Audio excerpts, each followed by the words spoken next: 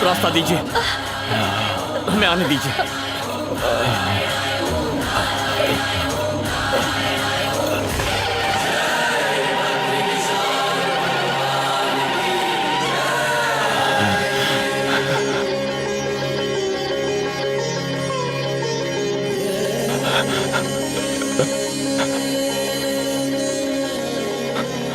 बद्री, सबको आरती दो।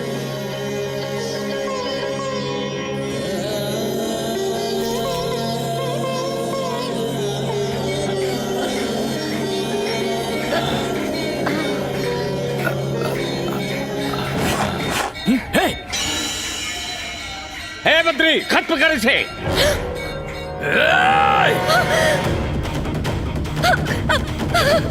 रोक।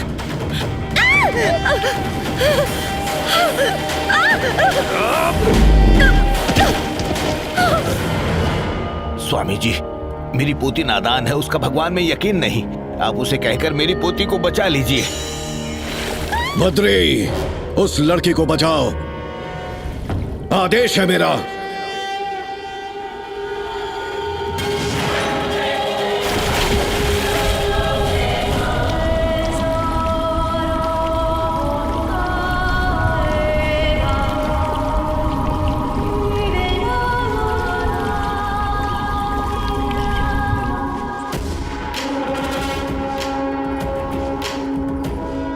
अरे वाह, चमत्कार पे चमत्कार। चुप करो बेटी अलकनंदा। बद्री जी गुरुजी। जिस लड़की को भगवान के प्रति श्रद्धा नहीं है वो यहाँ नहीं रह सकती। वापस जाने को कहो इसे। और इसने जो पाप किया है, प्रायश्चित के रूप में इसे 1 लाख दिए जलाने होंगे। 1 लाख? बाप रे। 1 दिए के बदले में 50 चलेगा, 100 भी चलेगा, 1000 भी चल सकता है, लेकिन 1 के बदले में 1 लाख दिए, ये कैसा इंसाफ है? मैं चुप। ठीक है। देखो, दिल से जलाओगी तो जलेंगे, लेकिन दिल में श्रद्धा ना हो तो ऐसे ही बुझते रहेंगे। श्रद्धा से कैसे जलाएंगे? माचिस से जलेंगे। नहीं जलेंगे। ओम नमो नारायणाय ये अष्टाक्षरी मंत्र मन में पढ़कर जलाओगी, तभी जलेंगे। क्या कहा? एक तो 1 लाख दिए जलाओ, ऊपर से 1 लाख बार मंत्र पढ़ो, ये इससे नहीं हो पाएगा। करना ही होगा। हाँ तो करवा लो। जला कर दिखाता हूँ, देखो।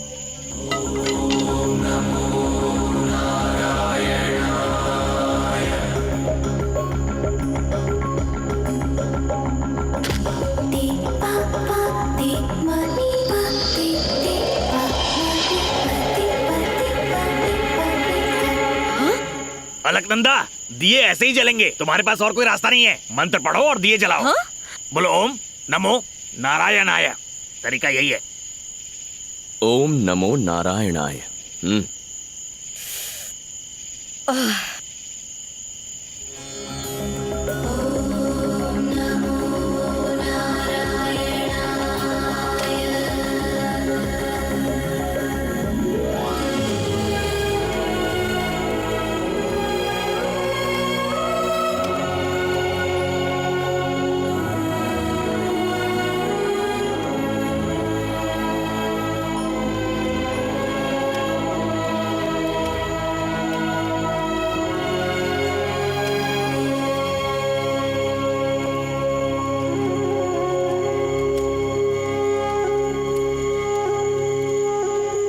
अलकनंदा, उसे मत जगाओ बेटा, कम से कम आज की रात उसे भगवान के चरणों में सोने दो। बात क्या है? इसे भगवान से इतनी नाराजगी क्यों है? बचपन में एक रोज उसकी माँ हवन में कपूर डालते वक्त आग के लपेटे में आ गई।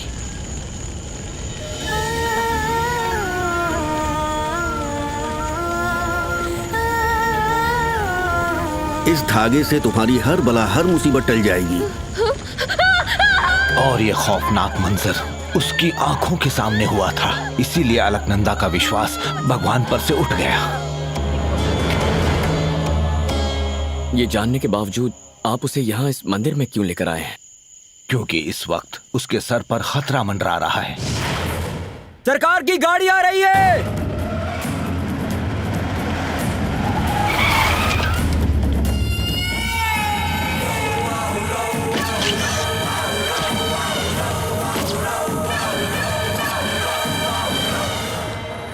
माँ, इसका कत्ल भी पिताजी ने ही किया।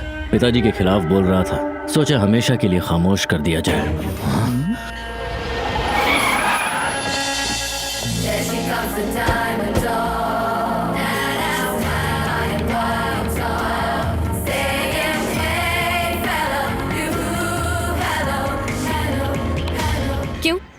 ऐसा करने से जिंदा हो जाएंगे। मुझे ये सारा ढोंग नहीं आता है। मेरे भाई ने तुझे सड़क से उठाया, लेकिन तुझ में इतना घमंड क्यों है? चाहूं तो तेरा घमंड चकनाचूर कर सकती हूँ। बस मेरी बहू बनकर मेरी ख्वाहिश पूरी कर दे तो। मुझे अपनी सास बना ले और जिस पिता ने तुझे गोद लिया था उसकी आत्मा को शांति पहुंचा। मेरे पिता की आत्मा की शांति की फिक्र आपको करने की कोई जरूरत नहीं है। मुझे तो आपको बुआ कहने में भी शर्म आती है, और आप चाहते हैं कि मैं आपको सासू माँ बुलाऊं? आपने अपने ही शादी के मंडप से भागकर अपने पिता को बेइज्जत किया था, फिर आप मुझे क्या इज्जत देंगी? आपसे तो बात करने में भी घिन आती है। मुझे तो समझ नहीं आ रहा मैंने आपकी बात का जवाब ही क्यों दिया। जब तक मेरी सांसें चल रही है तब तक मेरे मुंह से सासू माँ लफ्ज नहीं सुन सकती।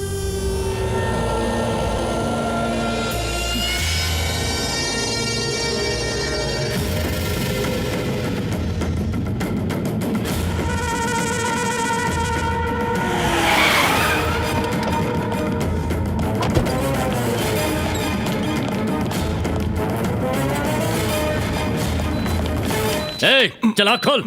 ए, कौन हो तुम लोग? ये सब क्या कर रहे हो? अब आँख खुली, 1000 बार समझाया पर तू समझा नहीं। तेरी पोती ने अब हद पार कर दी है। पूरे समाज के सामने मेरी माँ की बेइज्जती की। अब मुझे तेरी जायदाद और तेरी पोती दोनों चाहिए। और सरकार के बारे में तू जानता ही है, अगर उन्हें जरा भी भनक पड़ी तो तेरे पूरे खानदान को जिंदा कर देंगे। अगर मैं चाहता तो वहीं पर उसके टुकड़े कर सकता था, लेकिन मेरी माँ ने मुझे रोक लिया। उसे अपनी इस गलती की सजा जिंदगी भर भुगतनी पड़ेगी। ये जिंदगी कब तक है कोई नहीं जानता। मैं उसे अपनी पूरी जायदाद दे सकता हूँ, लेकिन उसकी हिफाजत नहीं कर सकता। बस इसीलिए उसे लेकर यहाँ आया हूँ। अब भगवान के लिए उसके दिल में यकीन जगाना ये तुम्हारी जिम्मेदारी है। अरे दादाजी, आप बेफिक्र हो जाइए। ये मेरे लिए चुटकी बजाने जैसा है। 7 दिन, सिर्फ 7 दिनों में अलकनंदा बद्रीनाथ के गुण गाने लगेगी। तुम क्या करवाओगे? 7 मिनट में हम यहाँ से रवाना हो रहे हैं। चलिए दादाजी। अरे रुक जाओ बेटा, परसों पूरन मासी है। उसी दिन तो तुम्हारे माता पिता गुजरे थे ना। कहते हैं उस दिन ब्रह्म कपाल में पिंडदान करना अच्छा होता है। ऐसा मौका हाथ से जाने नहीं देना चाहिए। इससे उनको शांति मिल जाएगी बेटा। दादाजी, मेरा कहा नहीं मानोगी? अच्छा ठीक है, आप कह रहे हैं इसीलिए यहाँ रुक रही हूँ। इसका चेहरा तो मुझे पसंद ही नहीं है। हो ही नहीं सकता। इस गांव में बद्री के चेहरे से खूबसूरत कुछ नहीं।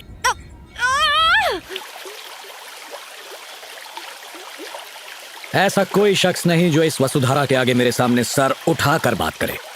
सीएम हो या पीएम हो, सर झुकाना ही पड़ता है। अच्छा, तू क्या इतनी बड़ी तोप है? मैं कितनी बड़ी तोप हूँ, एल्बम देख ले, हिल जाएगा।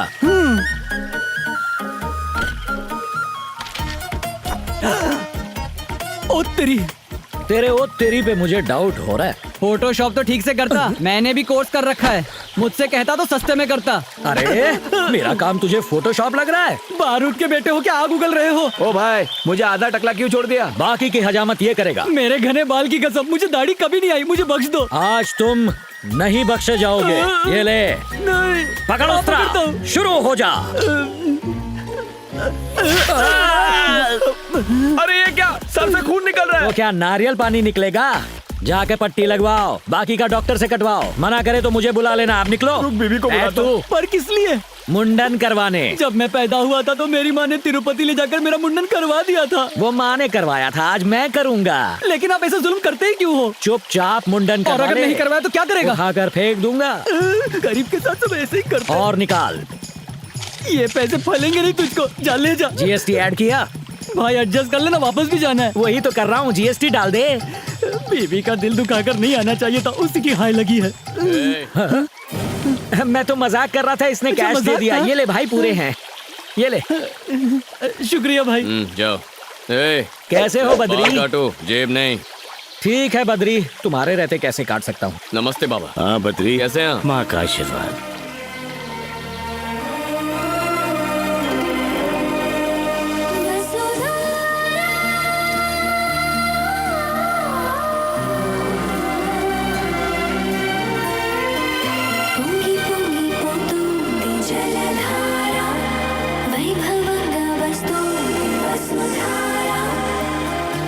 गौर से सुनिए, जिसके मन में भगवान के लिए श्रद्धा नहीं है, जो गुनहगार, फरेबी या धोखेबाज हो, वो वसुधरा के पास नहीं जाएगा।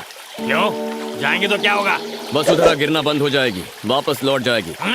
पानी को इसका क्या ज्ञान है? यहाँ की प्रकृति में पापियों को पहचानने की ताकत है। ओह, मेरी नजर में तो दुनिया का सबसे बड़ा पापी मैं ही हूँ। हमारी सोच बहुत मिलती है, इसीलिए वहाँ मत जाओ। अब तो मेरी जिद है, वहाँ जाके देखता हूँ ये कितना सच है। तो जाओ, हाँ। आजमा लो। मेरे जैसे पापी को कोई नहीं पहचान पाया, ये पानी क्या पहचानेगा? देखते हैं। अरे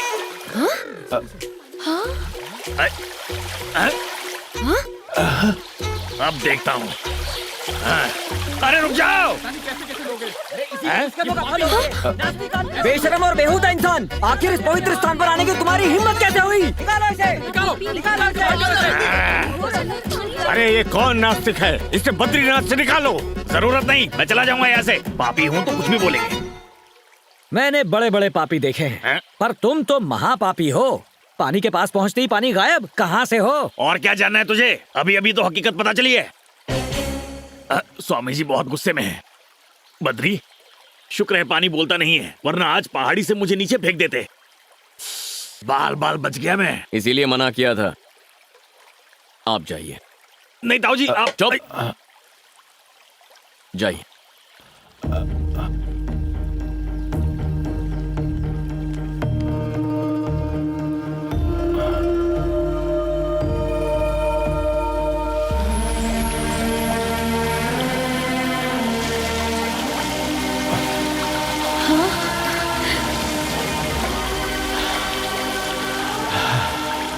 अलकनंदा, ताऊ जी नेक इंसान है, इसलिए उन पे पानी गिर रहा है, लेकिन तुम वहाँ गलती से भी मत जाना। समझो, मेरी बात समझो। मैं तो किसी तरह बच गया, लेकिन तुम्हें दूसरा मौका नहीं मिलेगा। आदमी गलत हो लेकिन बात सही करते हो।